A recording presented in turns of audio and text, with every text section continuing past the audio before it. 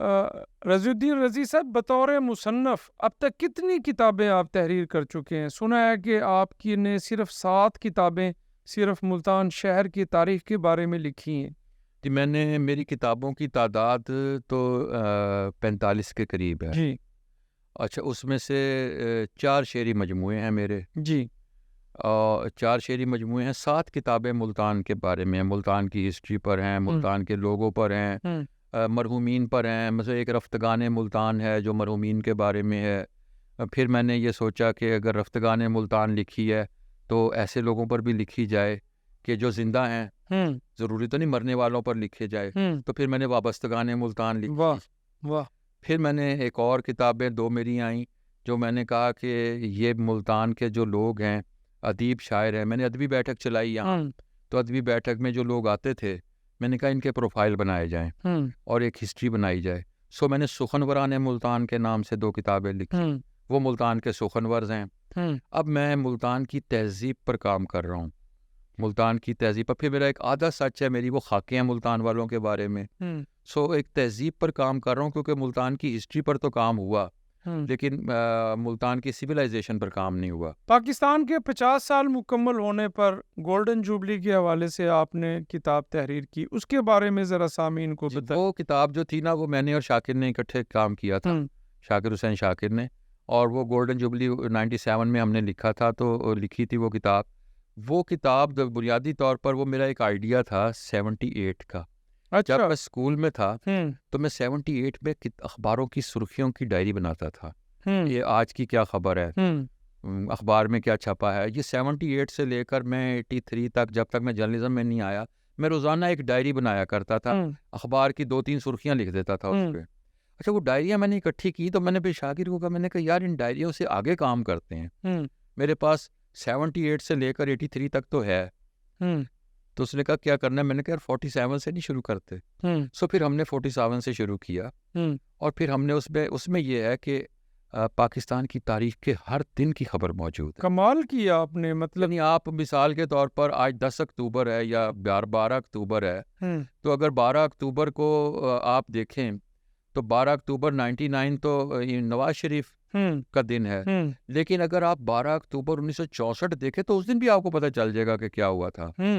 56 دیکھیں اس کے لیے تو آپ نے تاریخ کے بہت سارے اوراق جو ہے پلٹے وہ بھی دیکھے، ہم نے لائبریریاں دیکھی، ہمارے پاس ہمارا ایک کام ہوتا تھا، ہم اخباروں کی فائلیں دیکھتے تھے جب سے، اور وہ جا کر ہم دیکھتے تھے کس تاریخ کو کون سے سن میں کیا ہوا۔ اخباروں کی فائلیں پڑی ہوئی تھیں، اخباروں کی فائلیں پڑی ہوئی تھیں ذکریہ یونیورسٹی میں۔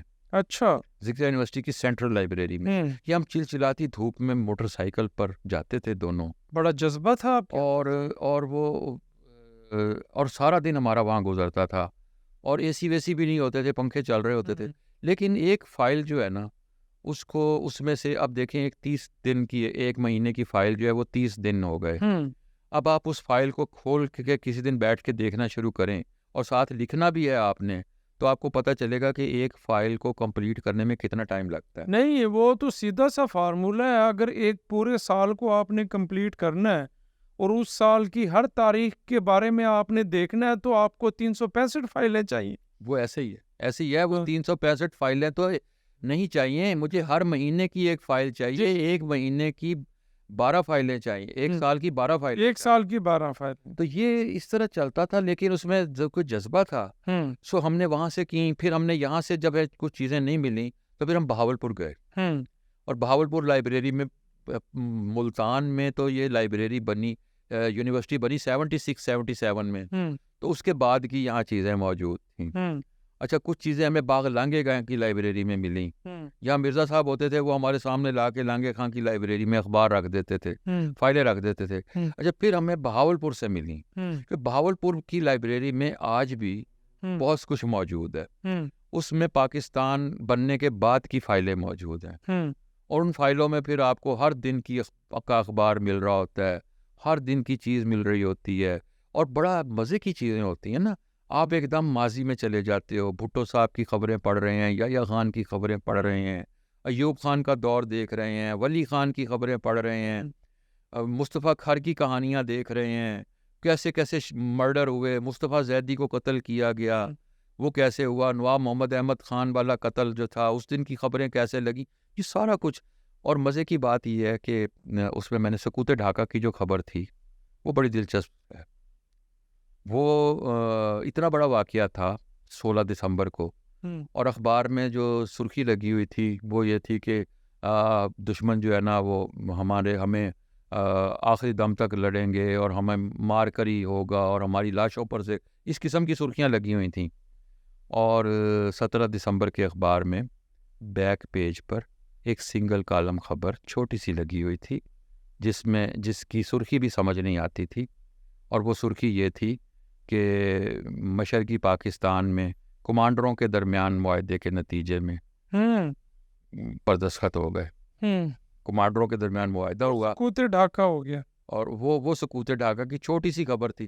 تو آپ نے جب ہسٹری پر کام کرنا ہے تو بڑی خبریں تو اس طرح چھوٹی چھوٹی چھپی ہوتی ہیں، انہیں تلاش کرنا، پھر اس کے لیے مختلف ریفرنس بکس دیکھنی کہ یار یہ خبر اخبار میں تو نہیں ملنی لیکن لوگ کہتے ہیں کہ یہ واقعہ ہوا تھا. بہت ساری چیزیں. پھر جیسے جیسے پاکستان بڑا ہوتا جا رہا ہے، ابھی حال ہی میں 75 سال پاکستان کے مکمل ہوئے، تو اس پہ بھی کوئی کتاب آپ نے اس سلسلے کو جاری اس کو جاری اس لیے نہیں رکھ سکے کہ دیکھیں میں بتاؤں کہ ہم جو کچھ لکھتے ہیں نا ہمیں اس کا ریوارڈ نہیں ملتا. یہ بات یہ سوال آپ سے بڑا طلب تھا، میں پوچھنا نہیں چاہتا تھا. میں یہ کہتا ہوں، میں آج بھی کہتا ہوں کہ اتنی بڑی کاوش میں نے یہ کہا، زبردست آپ کی اچیومنٹ، میں نے یہ کہا تھا. اس دن بھی میں نے شاکر سے بھی بات کی تھی جب ہم یہ کام کرتے تھے، اور جب یہ ہوا تو اس میں ہمیں پذیرائی تو ملی. ہمیں نیلام گھر میں بلایا گیا، ہمیں تارڑ صاحب نے بلایا، صبح کی نشریات میں بلایا گیا. یہ ہمیں 97 کے بعد اوائل عمری میں ہی یہ سارے شوق ہمارے ہو گئے تھے پورے ٹی وی پہ. تب ٹی وی خال لوگ دیکھتے تھے، جاتے تھے. لیکن میں شاکر کو یہ کہہ رہا تھا اور آج بھی کہتا ہوں کہ یہ والا کام اگر میں نے کسی اور ملک میں کیا ہوتا تو مجھے ساری عمر کچھ اور نہ کرنا پڑتا. بالکل صحیح کہہ رہے ہیں. اس کی رائلٹی اتنی ہوتی، اس کی چیزیں اتنی ہوتی، لیکن اس پر فرسٹ ٹائم میرا خیال ہے ہمیں 30,000 ملے تھے، میرا خیال ہے. اس کے بعد انہوں نے پھر ہمیں کچھ چند کتابیں دے دی تھیں کہ یہ 3 کتاب، پھر وہ کتابیں بھی پھر ہم نے چھوڑ دیا. پھر میں نے شاکر کو کہا بس یار تھک گئے، اب مزید کام نہیں ہوتا، لیکن اب اس کام کو میں اپڈیٹ کر رہا ہوں. اب میں اس کو لا رہا ہوں ڈیجیٹل میں. اور میرا بیٹا چونکہ سافٹ ویئر انجینئر ہے ماشاءاللہ، تو اس نے کہا کہ آپ اسے ڈیجیٹل میں لا دیں. اس نے مجھے ایک پلان بنا کے دے دیا.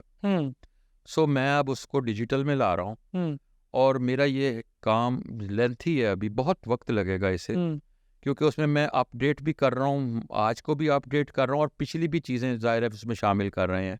تو وہ جب ڈیجیٹل ہو جائے گا اور سافٹ ویئر بن جائے گا تو وہ پھر میں اس کو گوگل پلے کے ذریعے اپلوڈ کروں گا، تاکہ اس میں پھر وہ دنیا بھر میں بھی جائے اور اس کی ہمیں کوئی رائلٹی بھی ملے.